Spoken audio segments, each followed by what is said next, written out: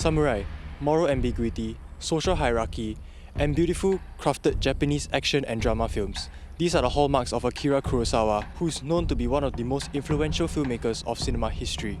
He has a career spanning 6 decades making films like Rashomon, Ikiru, Ren, and Seven Samurai, all of which has been studied for decades. And today, we'll find out more about him, his story, and his art.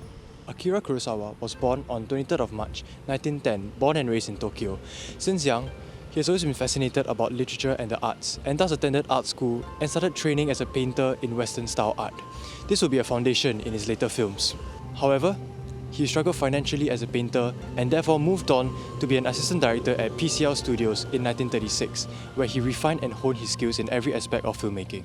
By the 1950s, Kurosawa would have gained experience and practice in filmmaking and went on to make his first breakout film, Rashomon. It is a story where a crime is told from 4 different perspectives, each version contradicting the others. The idea of the film was that even the truth is subjective and is now known as the Rashomon effect, used in psychology, law, and in everyday conversations. Rashomon won awards from the Venice Film Festivals to the Academy Awards, and it introduced Japanese cinema to the world and was the pioneer of non-linear storytelling. Then came Seven Samurai, one of the most influential films ever made. Made in 1954, it is a simple story about a group of samurai trying to defend a village from bandits, but Kurosawa transforms it into something bigger. It is a story about sacrifice and heroism. It was the blueprint of an ensemble cast, and it is considered a masterclass in action filmmaking. This film inspired films like Star Wars, The Magnificent Seven. Seven Samurai was the blueprint to many epics that we watch nowadays. Kurosawa's stories are largely influenced by Western storytelling techniques and infused with Japanese folklore. His stories stretch from the chaos of war-torn Japan to the present day and has ranged from contemporary films to period works, from works inspired by Japanese literature and foreign sources. One example would be Ren, which Kurosawa was inspired by Shakespeare's King Lear. Made in 1985, Ren is one of the most visually mesmerizing films. It is a breathtaking epic set in 16th century Japan, where an aging warlord entrusts his empire to his 3 sons, but power corrupts them and they go on a rampage just to satisfy their greed. It explores themes of greed, corruption, and moral dilemmas. Kurosawa initially visualized this film as a painting. He utilizes colors to represent the characters, and Kurosawa's Western art style can be seen heavily in this film. Kurosawa's stories constantly explore personal and philosophical themes, such as moral ambiguity, heroism, individual versus society, humanism, and chaos. He seamlessly blends Japanese theatrical traditions with Western narrative pacing. He directs his films that satisfy the biggest audience and make something that the general audience and majority will enjoy. Believing that the script is everything, films should show, not tell.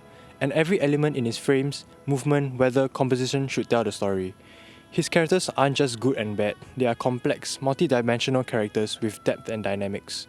Kurosawa paces slow, taking his time to unveil the story. He treats nature like a character on its own. The wind in Ren, the dust in Seven Samurai, the rain in Rashomon, they reflect emotion and conflict. Kurosawa also directs using blocking and composition to tell the story. Instead of just exposition or dialogue, he uses the elements in a frame to show the current emotion or beat in that scene, letting the audience interpret it on their own.